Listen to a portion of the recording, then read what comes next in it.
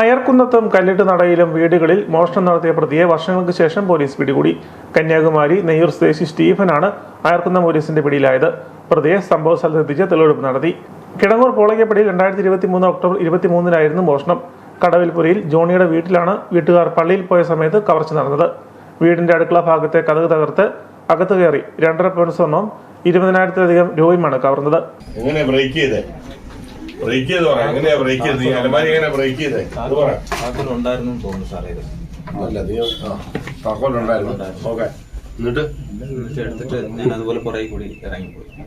വെച്ച് പൂട്ടിയോ?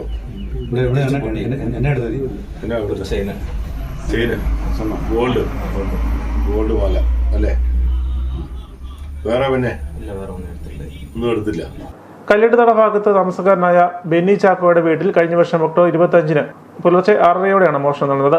12 പവനോളം സ്വർണം 28,000-ലധികം രൂപയും കവർ ചെയ്തു.